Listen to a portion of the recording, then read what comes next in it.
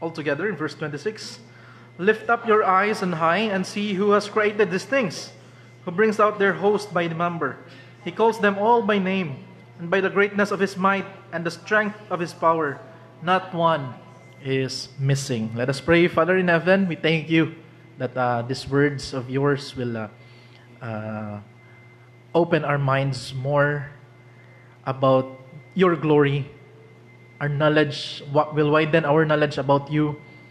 And as we also have a deeper sense of your glory, we will also have a deeper appreciation of your grace, a genuine praise and thanksgiving we offer to you. So we pray that you will bless our study together. May the Holy Spirit speak to us, and we at this moment we decrease ourselves and we increase you, Father. Kalimtan sa namo among mga kagalingon karon, ug ikaw ang maging sentro sa among pagtuon.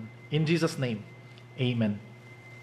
So the unfathomable glory of God, and we will consider three things, no? Aganihan na discuss na akong duha ka points ni ini, and sa every point daghan may mga sub-points, and sa sub-points na apadyoy mga another points, no? Let's go directly to the unfathomable glory of God. So the glory of God is different from the glory of man. When we talk about the glory of man, we always hear that this phrase that no guts, no glory. Kung wala kay kaisog nga testingan mo na, himuon mo na, then there is no glory. No guts, no story. And no story, no legacy. If there is no legacy, then there is no glory. Wala kay ikabilin nga something impact or something that will cause the people to honor you, to respect you, to say something positive about you. That's the glory of man. So siguro makaingon ta, kuya wag yan aniyang anay gibilin nga legasiya, nindot kaayo. Kiniyahang statwa, every time makita nimo ni nga statue niya, ma-remember ka kung unsa ang impact niya nga iyahang gibilin. It may be sa sports, di ba? Na you usually talk about kinsa man gyud ang GOAT sa basketball. Si Michael Jordan ba yun or si LeBron James. And when we talk about also the achievements, naamang yun po, di ba? Or sa boxing, kinsa man yun ang GOAT. Of course, mga Pinoy man ta. Si Pacquiao, yun atong GOAT yun, no? Greatest of all time. Bias yun nato na si Pacquiao. So, we talk about that, ang legacy. But later on, in the end, the glory of man will fade. Makalimtan ra ka na. In the next years, maybe next siguro, if dili pa mabalik ang Ginoo, if pila pa gyud ka tuig, no? Or pila ka adlaw, pila ka months, malimta na siya. Kinsa day na siya? Wala ka kibaw nga dako kay nag-impact sa sports. Wala ka kibaw nga dako kay nag-impact sa church. Wala ba ka kibaw nga dako kay nag-impact sa atong community. Ay, wala ko kay ila anak niya. Wa sa koy pakialam anak niya. Because later on, the glory of man will fade. It will be forgotten. But the glory of God is different. The glory of God is different because we cannot fathom it. Dili siya pareho sa ato nga naay katapusan, naa sa sinugdanan. So, that is why the unfathomable glory of God is immeasurable. The immeasurable glory of God. Ato lang ning dalion, no? Kaya na-discuss na ko ni kaniya. God's eternal nature, that God's glory has no beginning. He has no end. He is not limited by time or space. And He is not also subject to physical limitations.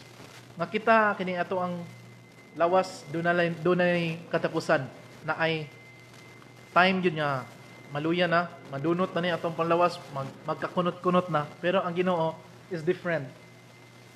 God existed before the time began. God exists in the past, present, and in the future. At the same moment, He is the Alpha and the Omega, the beginning, the first and the last, the beginning and the end. And just like I quoted this morning, that David Jeremiah, without a God who possesses an eternal nature, we would be condemned to true fear and forlorn despair. Abundant despair. Kung ang Ginoo dili eternal in His nature, then our faith is in vain. Kaning ato ang pagsimba diri, kani atong pagtuo, kani atong pagampo, pagsimba, paghatag sa atong oras, pagkanta nato diri, kung ang ato ang ginasimba man lang ang Ginoo is not eternal, then walay pulos. Kay nganong nagsalig pa man ta Ginoo nga He is bound by time or space or subject to beginning and end banday. Kung ingana nga to ang Ginoo. But God is different. That's why the eternal God is our refuge. He is trustworthy and praiseworthy because of His eternal nature. Na ang Ginoo is not bound by time. What else? God's omnipotence. That this means that God is all-powerful and has the ability to do anything He wishes, to do anything that He wants. God has the ability to do anything that He desires. Nga kung kabubuton na sa Ginoo o mahimaya ang Ginoo nga tagaan tag problema, then so be it. Kay maybe pinaagian ang problema, magpaduol ta sa Ginoo. Kung tagaan man ta sa Ginoo og mga pagsulay sa kinabuhi, challenges, kay tungod siguro sa Ginoo, nakita niya nga, di ka magpaduol nako, di ka magpasalamat nako sa panahon nga naa ka ha, sufficiente ka, tagaan na ka, challenge nga, makapanawag ka sa Ginoo. So be it. Because that's what God wants. He wants His glory. He wants us to glorify Him. He has the ability to do anything He desires. He has the unlimited power. He has the control of everything and the authority over creation. And dili kita kabuot kung unsa ang kabubuton sa Ginoo. We cannot dictate God about His plan, about His will. What God wills will always prevail.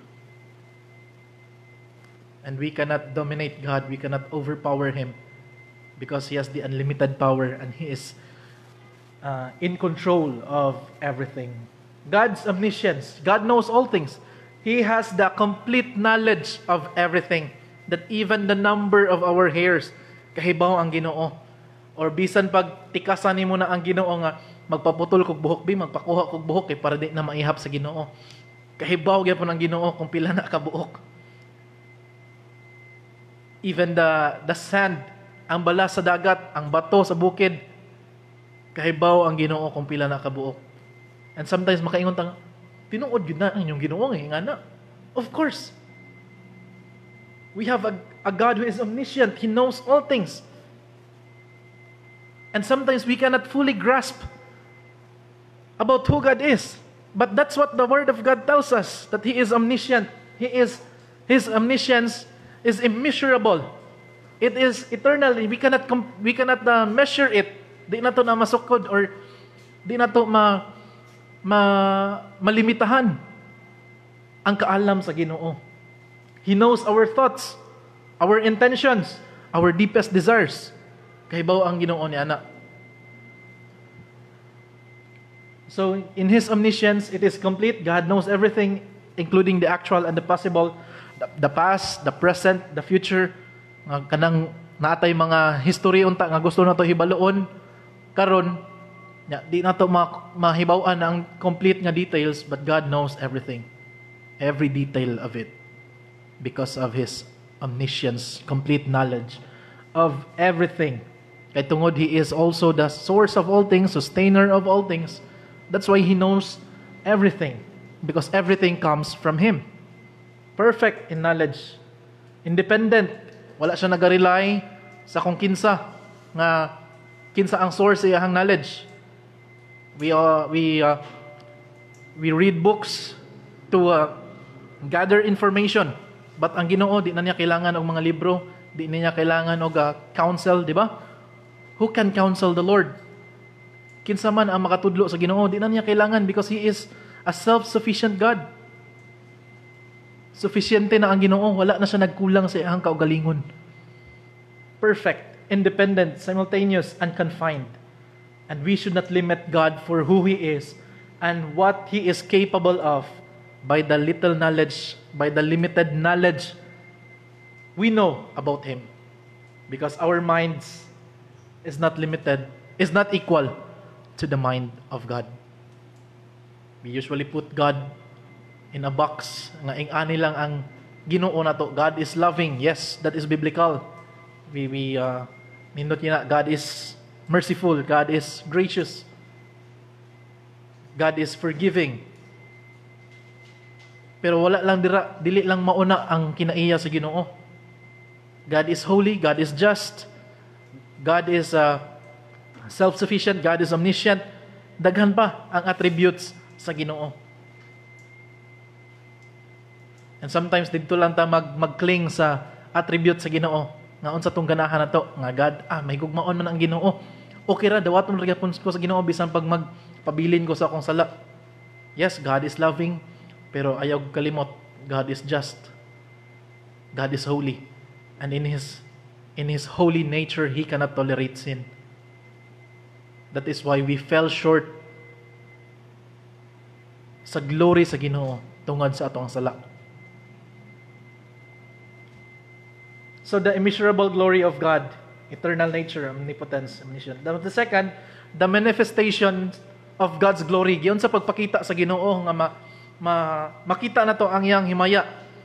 So, first in creation, in Psalm 19 verse 1, that the heaven declares the glory of God, the skies proclaim the work of His hands. Nga ang kalangitan, the skies, it displays the glory of God. Makita na to.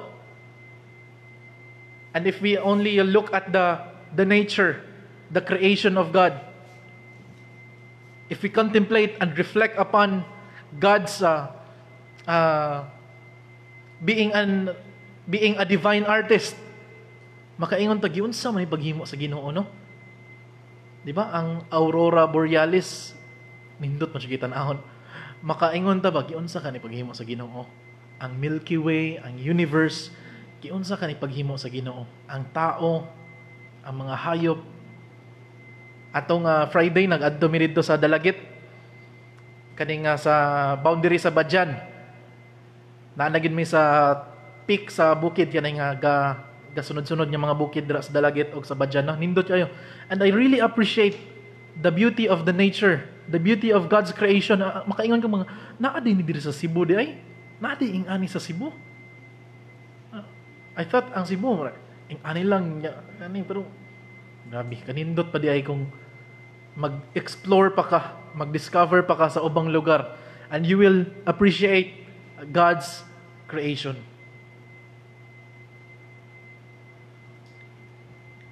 Not just in creation, but also in providence.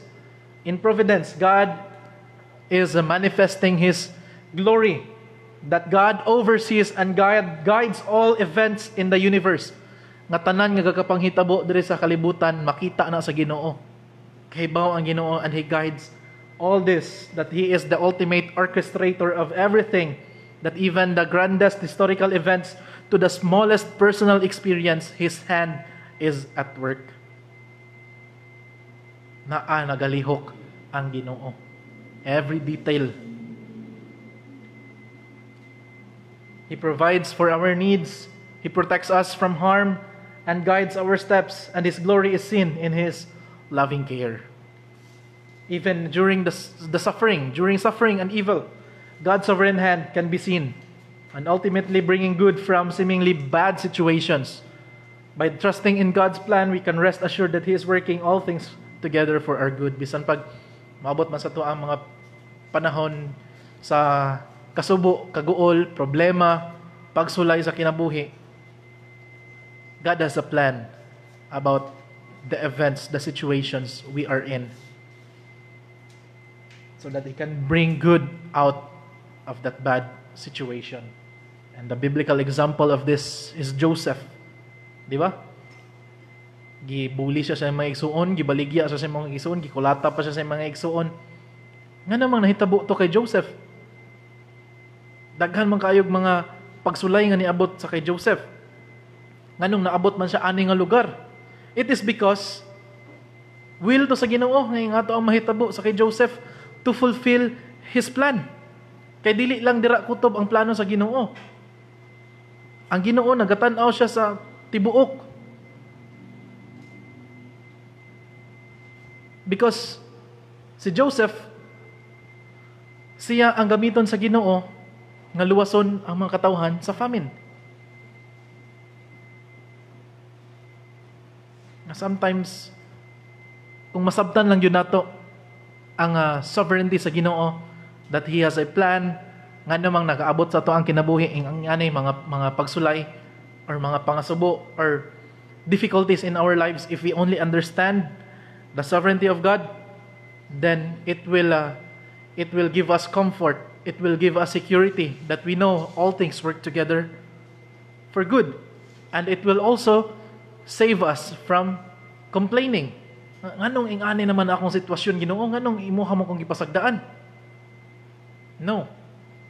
God has not forsaken us, but actually He has a plan for us. Even when we go through trials, God has a plan. So in providence, trust in God's sovereignty, recognizing that God is in control of everything, even though we do not understand His ways. Di na to masabtan. And seek God's will. Embrace challenges.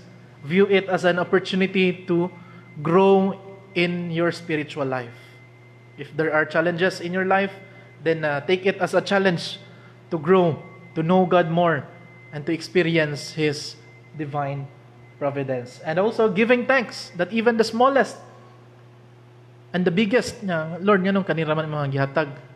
Kung masabtan lang yun nato nga ingana ang gihatag sa Ginoo, then di ta magreklamo. It will lead us to thank God for what He has provided. So not just in creation, in providence, but also in redemption, where God has given us the clear display of His glory through the person and the work of the Lord Jesus Christ. In redemption, in redemption, this is the greatest manifestation of God's glory found in the person and the work of Jesus Christ. Through His sacrificial death, resurrection, God has demonstrated His love for humanity. Nakita nato ang himaya sa Ginoo, pinaagi sa pagluwas niya kanato, pagpadala niya sa iyang bugtong anak nga si Jesucristo. That in redemption, God's love is revealed. That even though how sinful we are in the sight of God, nakita nato nga gihigugma day gihapon ta sa Ginoo. Just like sa illustration nga akong gigamit sa inyo this morning, nga naay duha ka tawo nga nakautang, ang iyahang nautangan, ang iyahang giutang 1,000, ang giutang sad sa isa G's. Karon maglisod man sila karon gipasaylos lang duha sa ilahang utang. Ayaw na ko ninyo bayari sa inyong utang, manay ingon sa giutangan nila. So grabe pagpasalamat sa katong duha kay di na nila kailangan pa magbayad sila ang utang. Ang isa 1,000, ang isa G's. Which one do you think ang grabe ang mas maka-appreciate sa pagpasaylo sa ilang utang? Ang katong dakog utang. Kay tungod nakaingon siya nga kadako ani akong utang, di nako ni kaya, di nako afford makabayad sa mga 1,000. Bisan nga ni siguro 5, di nako ni kaya, di nako kaya makabayad nimo. Di nako kaya bayaran bisan nga ni G's. Samot na ka ng 1,000. Pero salamat kay imuha akong gipasaylo. Imuha akong gipatawad sa akong wala na ko'y kailangan pa bayaran. While the other person, nga ang iyang utang G's, siguro ingon siya, G's raman to kong utang, kaya raman to nako bayaran. Kaya ragid kito nako bayaran kay G's ra to. So, okay ra? Di kayo niya ma-appreciate ang pagpasaylo sa ilahang giutangan kay tungod nagahuna-huna siya nga kaya raman niya bayaran ang iyang utang. And in our state before God, kung masabta na to, unsa kita ka makasasala diha sa tubangan sa Ginoo. Mas ma-appreciate nato ang grasya o ang paghigugma sa Ginoo kanato. Because if we think nga kaya raman na nako di man kay ko ingana ka makasasala, Lord. Naamang gihapoy maayo nga akong gihimo, Lord. You cannot appreciate God's grace and God's love in your life because of pride, self-righteousness. So in redemption, God's love revealed.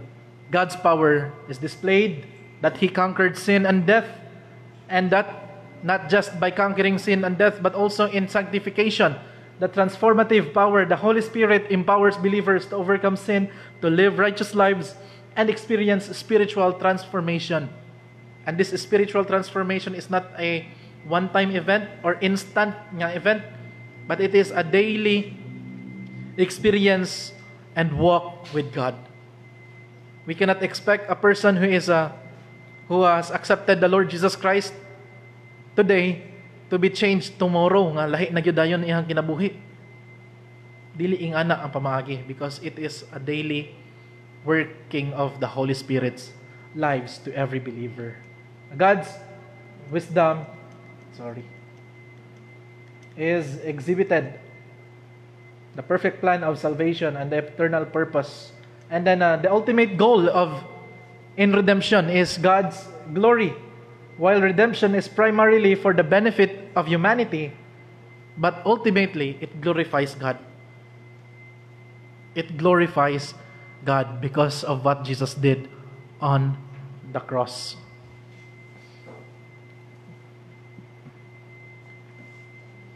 So, man's chief end is to glorify God and to enjoy Him forever. Man's chief end is to glorify God and to enjoy Him forever. So, the focus of the church, according to Mark Chastain, that the focus of the church should be the worship of God. Because there are churches who na ay mga ingon lang ang ilahang focus is to fulfill the Great Commission. And kana gyud ang ilahang gifokusan. While we follow, we obey the Great Commission because we want sinners. We want people to return to the kingdom of God and glorify God. Evangelism's main goal is first and foremost to recruit worshipers for God. To bring back the prodigal sons and daughters to the kingdom to worship the loving Father. That's why we go out, we evangelize, we share tracts, we share the gospel, because we want sinners to bow down before the Lord Jesus Christ and worship Him. That's the ultimate goal in redemption. Dili lang kay siran lang imo sa gospel and then wala na dayon. Magwali na kadayon dira and okay na. Nituman ako sa evangelism sa Ginoo. But we want sinners to return to the Lord to worship Him. That's the ultimate goal of God in redemption. So implication of this is that since we have been shown mercy, so we must show mercy to others. We have to let our light so shine before men that they may see our good works and glorify our Father who is in heaven. It is to glorify the Father, to glorify God. And so, the third point, dirita nag-end kaniha, no? Okay, dirita mag-resume. Responding to God's glory. Unsa man ato ang response sa himaya sa Ginoo when we encounter the vastness and the beauty of God's creation, the depth of His love, and the power of His redemption. A fitting response is one of awe, reverence, and worship. Pagsimba, paghatag og reverence, respeto, honor, sa Ginoo. And that we will be amazed. We will magnify God. And so here are some ways we can respond to God's glory. Manina? Awe and wonder. Awe and wonder. When we contemplate the glory of God, we should be filled with awe and wonder that His greatness should humble us and inspire us to worship Him. In Psalm 145 verse 10 to 13, let all that you have created praise you, O Lord, and let your faithful servants bless you. Let them speak of the glory of your kingdom and tell of your power, so that all people may know of your mighty acts and the glorious splendor of your kingdom. Your kingdom is an eternal kingdom, and you reign forever and ever. The Lord is faithful to all His promises and loving toward all He has made. Let them speak of the glory of your kingdom and tell of your power. Spending time in nature. When we contemplate in the glory of God, admiring God's creation and reflecting on His infinite power and wisdom. Gratitude and praise. We should express our gratitude to God for His goodness and grace. We should praise Him for His infinite worth and majesty. The same verse, no? Nga itong gikuha yapon in Psalm 145. So, how do we express our gratitude and praise to God? Vocal praise. Vocal praise. The voice of thanksgiving. It is to sing hymns, sing choruses. Songs of praise is a powerful way to express our adoration for God. Even our testimonies, where we share our testimonies about our experience with God. When we share our testimony, we share our experience with God. When we share our testimony, we share who God is. Sometimes ma-share na sa atong testimony kana murag report na lang ba unsay nahitabo sa tuwa bitaw sa atong semana.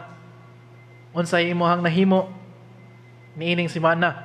But when we share our testimonies, it's not about what we did, but it's about what God did sa ato ang kinabuhi. Because we can testify the goodness of God. Silent contemplation, spending time in quiet reflection, meditating on God's greatness, and offering silent prayers of praise. I usually go to Trans Central, Balamban. Kiganahan ko sa kuan dito no kaning palibot sa nature dito. And nanay mga kuan sahay maanhi ko aning lugar. Pag wala gani kayo tao, diha ko magampo sa Ginoo. Bisag kadali lang makapasalamat sa Ginoo. Nindot kaayo nga walay disturbo, walay mga ma-appreciate nimo ang palibot. Acts of worship, participate in corporate worship, attend church services, and serving others in the name of Christ. Because through this, you are expressing your gratitude and praise to God. Mauna nga kailangan yun ta mo simba. Di ba kaingon ta na mga na uban nga maingon nga gihigugma man ako ang Ginoo. Dili ko mo simba pero gihigugma man ako ang Ginoo. It's a very contradicting statement. Gihigugma nimo ang Ginoo pero dili ka mo simba. Mara ingon ka sa imong uyab nga gihigugma man ta ka pero dili ka mohatag og time niya.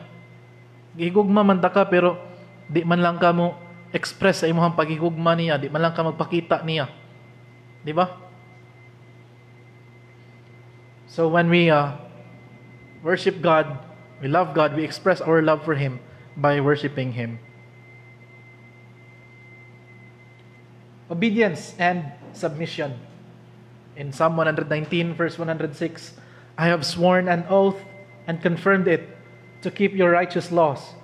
Therefore, I urge you, brothers and sisters, in Romans 12:1, therefore I urge you, brothers and sisters, in view of God's mercy, to offer your bodies as a living sacrifice, holy and pleasing to God, which is your spiritual worship. So, obedience and submission. We we obey, and we obey what the Word of God says, and we submit to the will of God.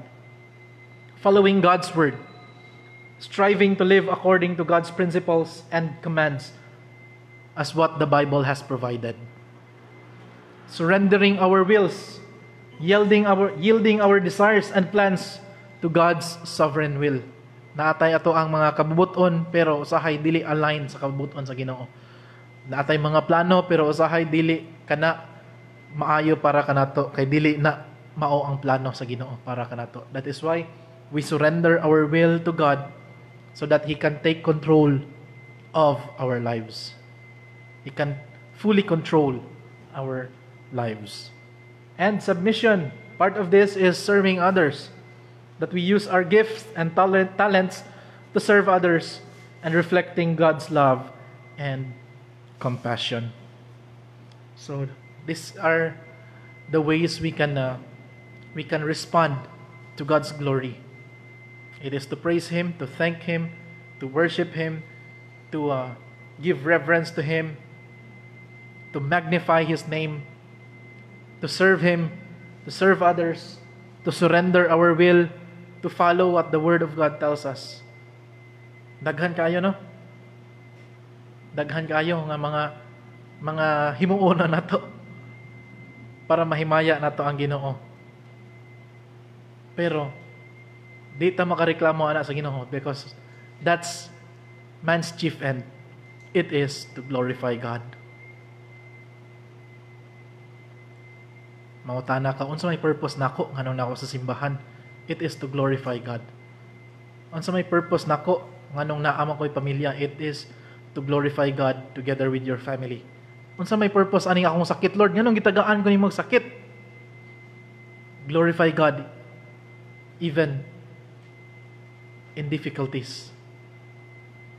Lord, maihap na lang ang adlaw. Maihap na lang kung pila na lang ko kaadlaw diri sa kalibutan. Glorify God in the remaining days of your life.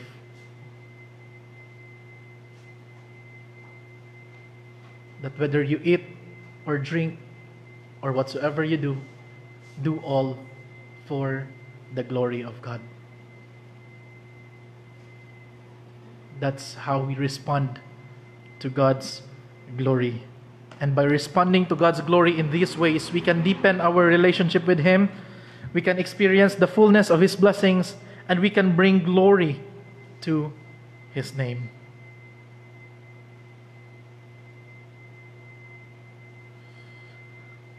So, as we continue to grow in our understanding of God's glory, we may have a deeper love for Him. We may be filled with a deeper love for Him and a greater desire to live for Him. As we understand more about who God is, may we also grow in our love for Him and a greater desire to live for Him. Nga usara ang ato ang kinabuhi diri sa kalibutan. We only have one life. So soon it will pass, and only what's done for Christ will last. So while we are here on earth, we are still alive, napatay kusog. Or usahay mo naman tay kusog. Pero bisag unsa ang mahitabo sa ato ang kinabuhi, kusgan man ta or maluya na, glorify God in whatsoever we do. Let us pray. Great God and loving Heavenly Father, thank you for tonight sa message that you have shared to us. Help us to be always reminded that our purpose is to glorify you. So Lord, bless your word and glorify your name. Commit you all these things in your mighty name. Amen.